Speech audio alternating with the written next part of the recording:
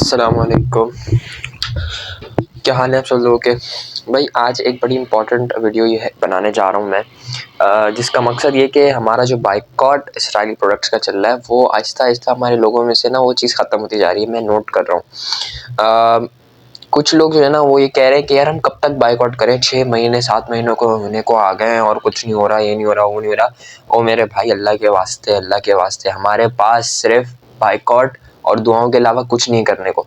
हम कम से कम ये तो करें ताकि हम अल्लाह को जवाब दे तो हो सकें कि रोज़े महशर के अगर फ़लस्तीन वहाँ के लोगों ने अल्लाह से कह दिया कि अल्लाह कौन आया था हमारी मदद के लिए, तो अल्लाह पाक जब हमसे सवाल करेंगे तो हम कम से कम ये तो बता सकते हैं अल्लाह पाक को कि अल्लाह पाक हमने इनके इसराइली प्रोडक्ट्स का बाइकआउट किया था, अल्लाह पाक ने इनके लिए दुआएं की थी, हमने इनके लिए दर्द महसूस किया था।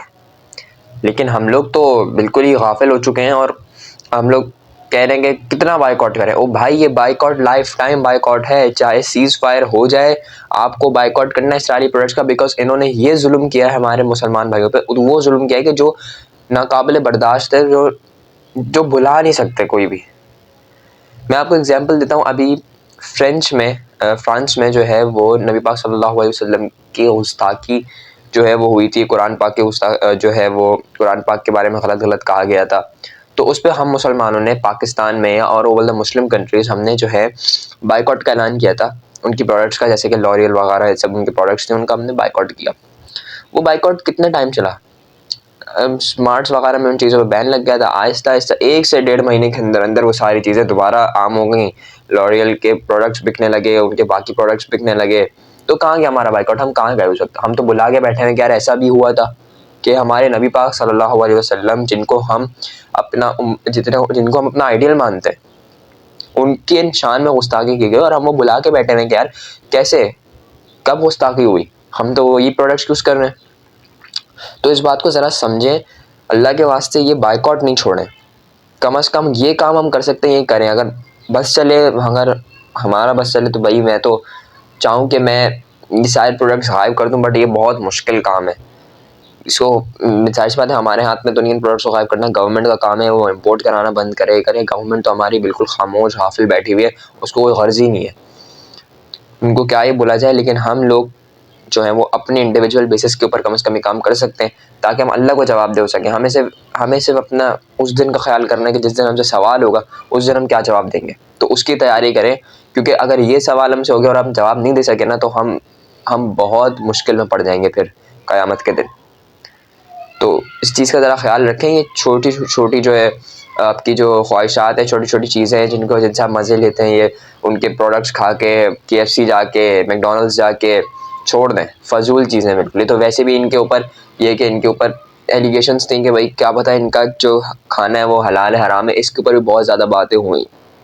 तो जब इतना ज़्यादा इन पे एक डाउटफुल है तो हम कैसे इनका खाना खा सकते हैं। और ऊपर से अब जब ये हो गया कि इसराइल ने हमारे फ़लस्तीनी भाइयों पे इतना जुल्म किया है, तो हमें जब बाइकआउट का ऐलान किया तो अब हम उनका बाइकआउट करें। हमारे यहाँ अभी भी लोग KFC में जा रहे हैं, खा रहे हैं, मैकडॉनल्ड्स जा रहे हैं, खा रहे हैं और लेस के प्रोडक्ट ले रहे हैं।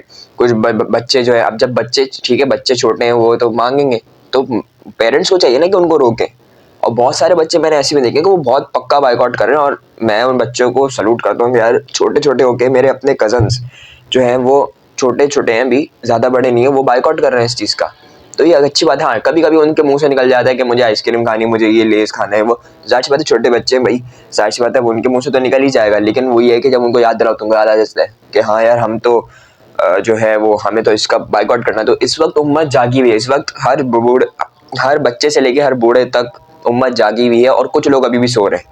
तो इस जो उम्मत जागी हुई है ना, इसको जगा के रखे अपने अंदर। जो आपके अंदर एक बाइकआउट करने का और उनके लिए दुआएं करने का एक जज्बा है ना, जिहाद करने का एक जज्बा है, इसको जगा के रखें क्योंकि ये बहुत काम आएगा। और यही आपकी एविडेंस बनेगा क़यामत के दिन कि आपने उन फ़लस्तीनी भाइयों के लिए कुछ करने की कोशिश की है।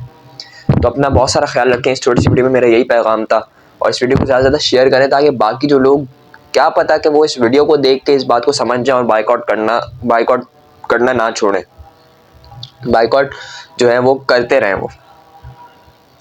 तो इस वीडियो को ज़्यादा सदका जारिया समझ के शेयर करें, क्योंकि ऑब्वियसली हमें नहीं पता कौन सा पैगाम किसको कहीं कहाँ पे सूट कर जाए, कौन सा पैगाम किसके कहीं दिल पे लग जाए कि यार ये बंदा सही कह रहा है। और इतने सारे बयान इस पे हैं, तो थोड़ा सा गो थ्रू उसको भी क्या करना चाहिए कि हम हमारा असल दीन हमें क्या कह रहा है। तो अपना बहुत सारा ख्याल रखिएगा। इंशाल्लाह मिलते किसी और अगली वीडियो के अंदर, किसी और इस्लामिक कंटेंट के अंदर। तो ये आज की वीडियो में इतना ही। और एक बात और जाते जाते कहना चाहूँगा कि अभी ईद आ रही है, तो उस ईद पे अपने फ़लस्तीनी भाइयों को याद रखें। उस ईद पे इतना एक्साइटेड ना हो जाए कि आप उस ईद पे पार्टियाँ करने लग जाएँ। ठीक है, थोड़ा बहुत दावत वावत चलती है, लेकिन ऐसा ना हो कि बिल्कुल पार्टी होने लगे हैं और ये वो। नहीं, ये वक्त ऐसा वक्त है कि हमें उन फ़लस्तीनी भाइयों से यकजहती का इज़हार करना है। छोटी मोटी चीज़ें चलती रहती हैं, ऑब्वियसली लोग आपके घर आएंगे, आप जाएंगे, ईदियाँ मिलेंगी, वो सब चलता रहेगा, लेकिन उनको अपनी इस ईद पे अपनी दुआओं में याद रखें। ख़ुसूसन पहले दिन, दूसरे दिन, तीसरे दिन उनके लिए दुआ करें और करते रहें उनके लिए दुआ, क्योंकि उनके पास कोई नहीं है।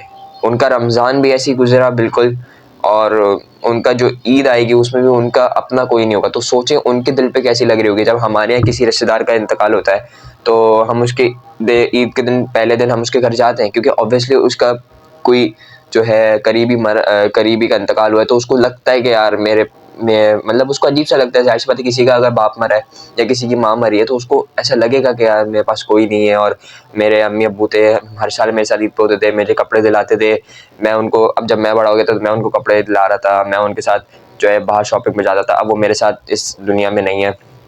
तो ऑब्वियसली लगता है। तो इसी तरह आप सोचें, उन बच्चों का सोचें जिनको पता भी नहीं था कि उनके माँ बाप कहाँ हैं, और फिर उनको पता चलता है कि हमारे माँ बाप इस दुनिया में नहीं रहे, वो शहीद हो गए।